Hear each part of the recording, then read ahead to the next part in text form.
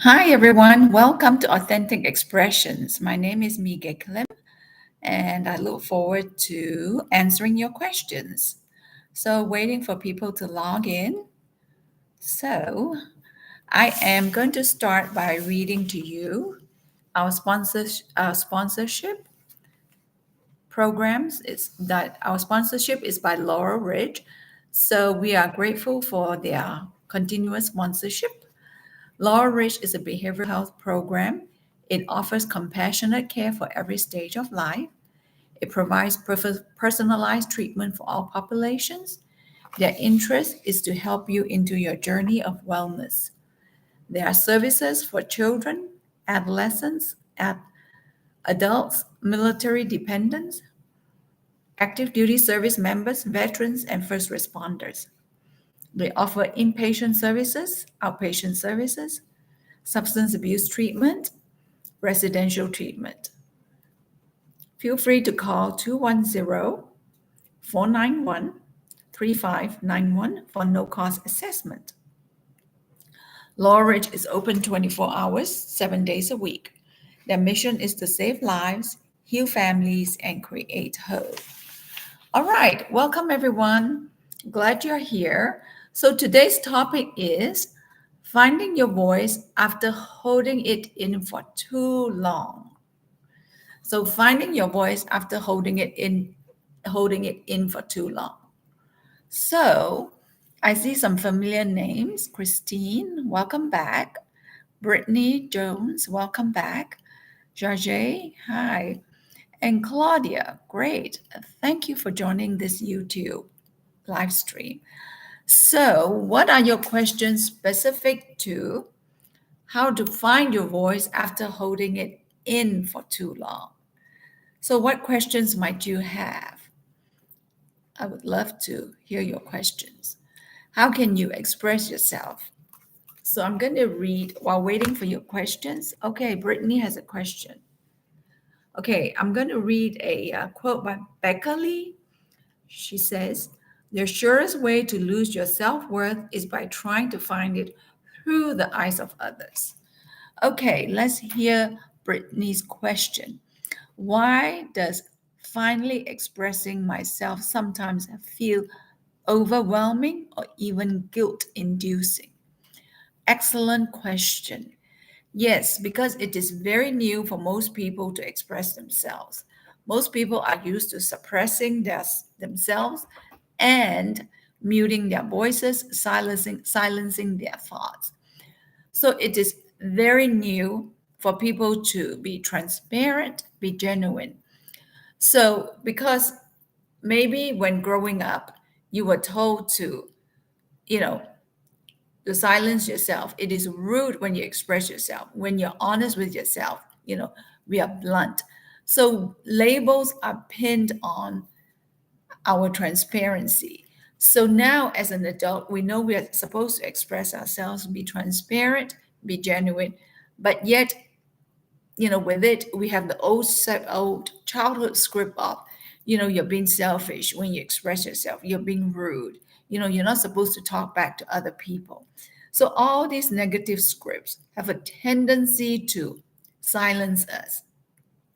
So as adult, you want to look at ways to unmute yourself. Don't use those old self-talk to silence you. So learn to think about healthy self-talk. It's important for me to be transparent because that's what I owe myself and that's what I owe people. I want to honor myself by speaking the truth. While the truth hurts, the truth is very connecting because over time people know where you stand and you respect yourself more when you share your thoughts transparently, congruently, and competently. So great question, Brittany.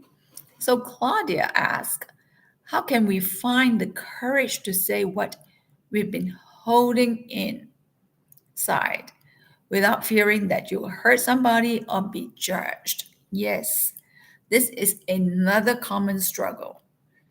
We fear being judged, we fear being unaccepted, we fear being criticized. Again, we may not have had any role models that show us ways to communicate transparently and honestly. Because in our society, it's very much about, doing what is acceptable rather than doing what is healthy for you.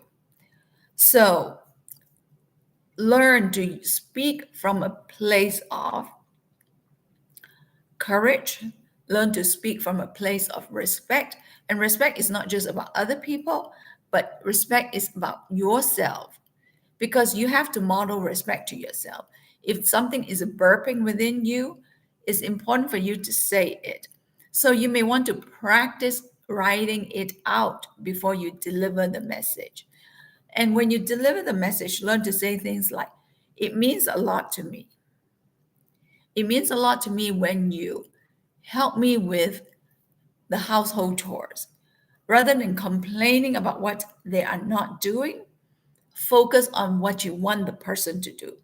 It means it's very important to me that you do your homework before you go to your friend's house. Rather than complaining about their lack of planning, focus on what you want them to do. So learn to speak from a place of courage. Learn to learn to say to yourself, you owe yourself the truth. You owe yourself the truth to yourself and also to other people. So don't limit yourself, don't silence yourself or mute yourself. So whenever thoughts burp, that means it's time for you to convey your message and convey it with transparency, but with positivity, meaning what you want to see happen rather than what you don't want to see happen. Because when we focus on what you want to see happen, the chances of people meeting it is better. Okay. Hi, Dora. Welcome. Hello, Carolyn. Good to see you. Hi, Haley. Good to see you. All right. Let's hear more questions. Yes. So speak from a place of respect. Speak from a place of courage. Hi, Jajay. Speak from a place of truth. Because in our society, we want to give people the glossy facts rather than the truths of what is burping within us. Whatever burps within you, it's important for you to say it, rehearse it, write it down, have somebody read it and say, how does this sound? Whenever you want to express yourself, don't overwhelm people with lots of thoughts. If you want to say anything, say it in the first few sentences. It means a lot to me. I really like it. It is very important to me that we do this. It's very important to me that I get your support with parenting. It's very important to me that we are on the same page. When you state the importance, then people can support you. When you complain about what they are not doing, then people will disconnect from you. They will distance themselves from you. So learn to, even in your request, learn to connect. All right, I see all these familiar names. So Carolyn, George, wonderful. So post your questions. I would love to answer your questions. Yes. All right. So let's see what other questions. Whenever you speak, think about what you want to see happen in the conversation. Do you want to deliver the message or do you want to complain about what the person is not doing? So, whenever you start to express yourself, learn to deliver your message in short, sweet points. Don't just overwhelm the person with 6 paragraphs of what they are not doing. Okay, Haley has a question. How can someone communicate healthy boundaries with a coworker who is toxic? Well, that happens in a lot of our workplaces, so that can be challenging. So, how can we communicate healthy boundaries? A way to do healthy boundaries to me is use your legs. Many times, many times people will keep invading your space, keep repeating the same question, keep asking the same thing in 15 different ways. So learn to tell them, my answer hadn't changed. I've given you the feedback from last time. So help me understand what you remember. So I would not repeat my answer. I would ask them to repeat to me what they heard. Because to repeat your answer is to also kind of stir up the pot for yourself, meaning that you are part of the problem as well. So whenever you have said something, so after they repeat the answer, say, yep, you heard me correctly. Walk away. Learn to walk away. Because when you stand there to argue, to debate, to defend your point, that is what they want. So in any situation where you deem as toxic, learn to walk away. Because the person's not going to hear you. They are going to set it up so that a debate goes on. A conversation will escalate into conflict. So if that's the end product they want, you want to walk away. Remind them, ask them, what did you hear me say from the last time? And then when they have heard you clearly and say, great, you listen well, and walk away. So the goal is to not have, meet eye to eye or have resolution. Once you state your point, learn to walk away. Same thing with children, teenagers. They'll ask you the same thing in hopes that you would budge and you would, give in. So ask them, what do you remember my response? What do you hear me say from the last time? And after that, confirm that, yep, we are still, the answer stands, and walk away. All right, Chargé goes, how do you help a client who asks for guidance in vocalizing their wishes, but their fear of retaliation, but they fear retaliation from their partners? So instead of focusing on the end result, I would look at the history of when they have muted themselves. So they're not able to express themselves in this situation because they have muted themselves from early on in childhood, in adolescence, in young adult, in middle adulthood, and then currently in this situation. So look at their pattern of self-muting. Look at the script they have told themselves. If I speak up, what is their fear? That all hell will break loose? If I speak up, I may make waves and people may leave. If I speak up, this will happen. So identify all the associations of their negative self-talk and then help them to look at it honestly and go, if you speak up, what might happen? All hell may break loose, but also you might give the person a gift. So don't just look at the negatives, look at the positive as well. When you speak up, people will respect you more. When you speak up, people will appreciate your truth. When you speak up, it may hurt like hell, but that's what you owe people. So when you speak up, you're honoring yourself. So think about the positives that go with it. Many times we just hang on to the negatives about speaking up. So I'm not saying to rock the boat, to overturn the whole thing, the whole organization, the whole marriage. Learn to speak up in ways that is in small steps.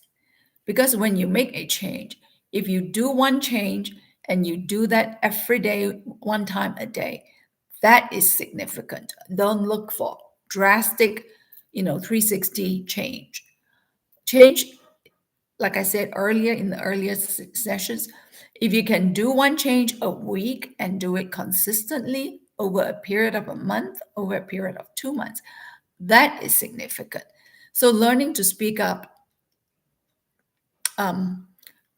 once a day, once a week, with co-workers, with salespeople, at the work setting, learn to do it. And then once you're comfortable, all hell didn't break loose. and you find that, oh, people appreciate it.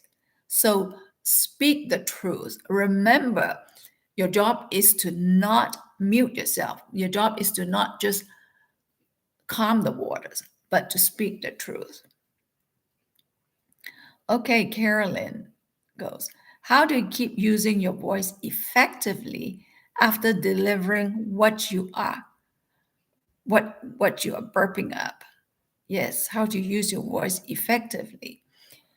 Um, Whenever you say something and you feel heard, thank the person. Don't belabor the point, but thank the person. I really appreciate it when you hear me, when you support me. So thank them for what I call the end product. When you hear me, you support me, when we are on the same page, when you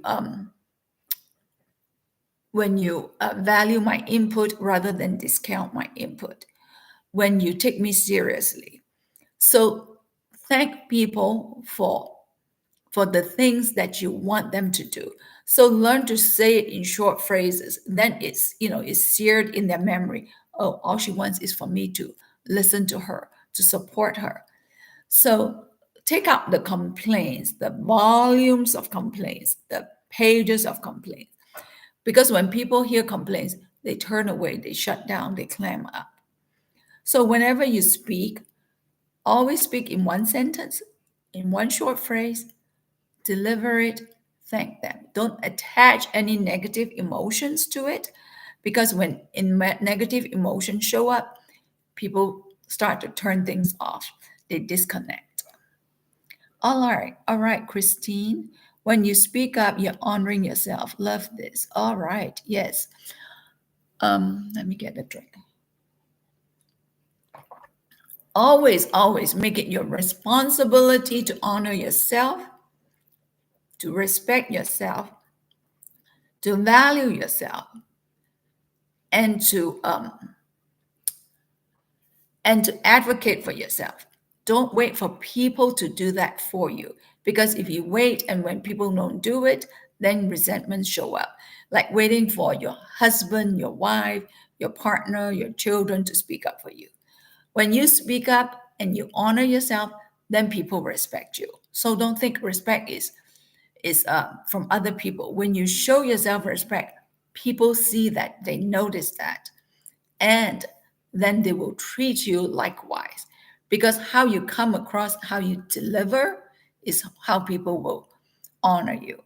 Okay, Haley goes, I agree that speaking the truth honors your voice. I recently had to do this with my parents, and even though they were hard headed, they actually listened. Wow, that's awesome. So, yes, with parents, they always see us as children. So you spoke the truth and you were heard. Awesome. That's a great accomplishment. So you did it one time, so I'm sure that you can do it again. And to remind yourself that whenever you start conversations, when you have something important to say, set the stage for it. Don't just blurt out. Say, when you have a chance, I would like to have 5 minutes with you. So when you set the stage, then people go, okay, there's something important. And use a lower voice, a lower volume, drop it down. Stretch out your statements, because people follow you and track you better when you stretch what you have to say, when you slowly say it. It really means a lot to me when we do this, when you respect my choices, when you hear me without putting me down. It really means a lot to me when you follow up with what I asked for. So think about the things that are important to you. So to speak your truth, you also have to articulate it clearly. And for that to happen, write things down, with things in situations when it becomes burpy or sticky, Write it down. With your partner, you would like for them to do what? With your colleague, with colleague A, you would like to see what happened between both of you. So always write it down so you have clarity. When you have clarity and you go, with this person, I would like to see this happen. Then when you have clarity, you can deliver it easier rather than it being all muddy in your head. All right, Haley goes, how can you help your child,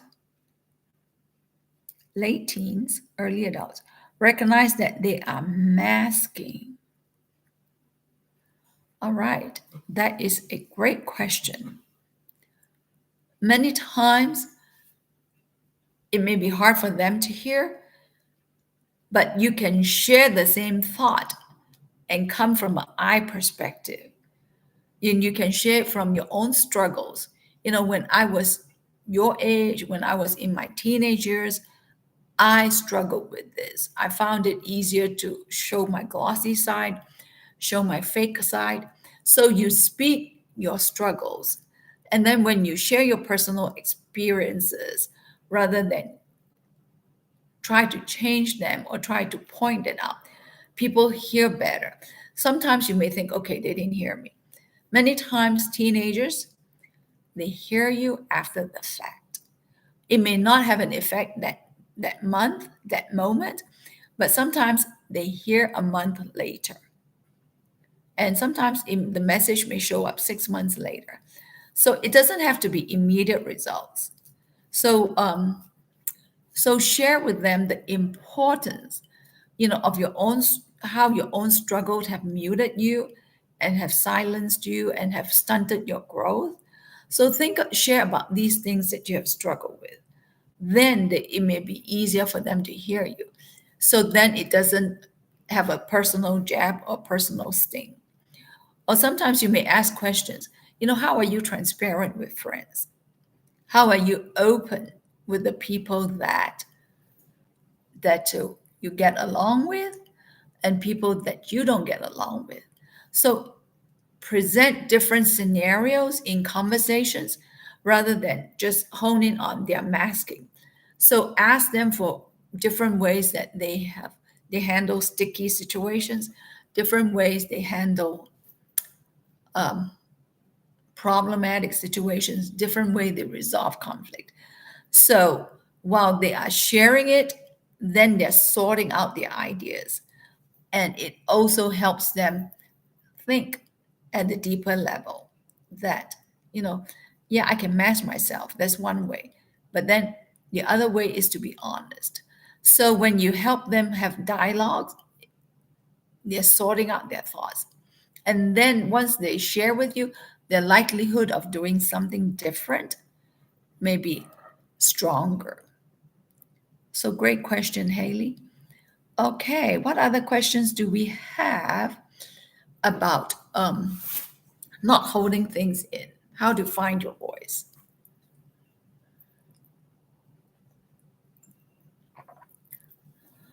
Learn to advocate for yourself. Advocate doesn't have to be big and formal. Advocate means small things. I like it when you support. It's important to me when you are here to help me with this. So, advocating for your needs is very important.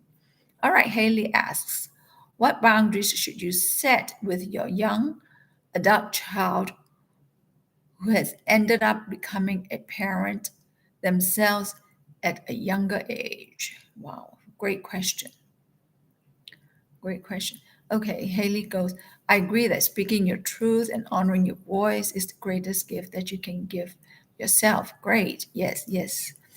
So excellent point, Haley. So let me go back to your other question. So what boundaries should you set with your young adult who has ended up becoming a parent at a young age? So I want you to think about boundaries, a different word to talk about boundaries. So how are you respecting yourself in this situation? So let's say we don't change them. So instead of using boundaries, how are you respecting your choices? How are you honoring what you are saying? How are you making decisions out of courage, even when it hurts like hell to see them make choices that are not healthy? So think about what principles you want to work with, what principles you want to use to guide that relationship. So I would use those principles to help me with my choices. So I would not have them direct how I work, but once you have strong principles of, you know, I'm going to stick to my words, I'm going to honor what I say. These are the things that I want to see myself do, even though they have made even though they have become apparent.